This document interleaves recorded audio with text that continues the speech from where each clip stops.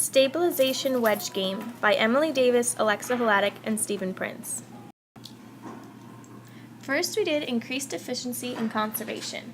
We did transport efficiency because today there are about 600 million cars in the world. It is predicted that 2 billion passenger vehicles will be on the road in 50 years. To achieve the goal of this wedge and achieve savings of carbon emissions, it would be by having better fuel efficiency. To double efficiency from 30 miles per gallon to 60 miles per gallon. We could do this by using hybrid and diesel engine technology as well as making vehicles out of lighter materials. We did another increased efficiency and conservation by using building efficiency. The largest potential savings in the building sector are in space, heating and cooling, water heating, lighting, and electric appliances. Cutting emissions by 25% in all new and existing residential commercial buildings would achieve a wedge worth of emissions reduction. By using wall and roof insulation, solar, water, and heating, and wind power could benefit this. Carbon capture and storage, CCS hydrogen. Hydrogen is a desirable fuel for low-carbon society because when it is burned, the emissions is water vapor.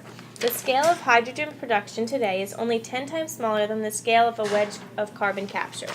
We can generate about 100 million tons of capture carbon, which replaces hydrocarbon fuels.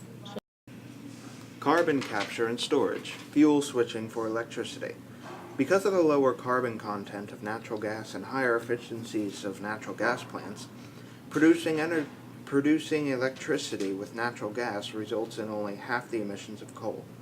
A wedge would require 1 billion watts from natural gas plants, displacing similar coal electric plants. Renewable energy and biostorage, solar electricity. Solar electricity provides sources of CO2-free and renewable energy. Installing a wedge's worth of solar PV would replace coal-based electricity. Solar panels can be placed on roofs and the walls of buildings. However, they may require a large amount of sunlight depending on what you're using the energy for. Solar electricity can be costly, but it's worth it in the long run, as in the future it's going to be and have an extreme effect on energy. Renewable energy and biostorage, biofuels. Because plants take up carbon dioxide from the atmosphere, combustion of biofuels made from plants like corn and sugar simply return borrowed carbon to the atmosphere. Thus, burning biofuels for transportation and heat will not raise the atmosphere's concentration of CO2. One wedge of biofuel savings would require increases in today's global ethanol production by about 12 times. Biofuels will also replace petroleum fuels. Renewable energy and biostorage, forest storage. The carbon in forests is increasing elsewhere on the planet. Land plant biomass can be increased by both reducing deforestation and plants. New forests halting global deforestation in 50 years would provide one wedge of emission savings. It's cheap and carbon will be stored in trees rather than atmosphere. Renewable energy and biostorage, soil storage. Conservations of natural gas regulation to cropland reduces soil carbon content by 1/2 to 1/3. A wedge of emissions could be achieved by applying carbon management strategies to all of the world's existing agricultural soils.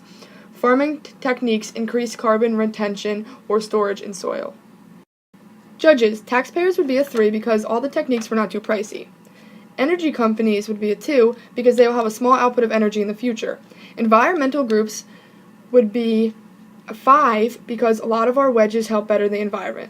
Manufacturers would be a 3 because there'll be a decent output of products. Industrialized and developing country governments would be a 3 both be a 3 because of the similarities in all of our wedge techniques. Thanks for watching!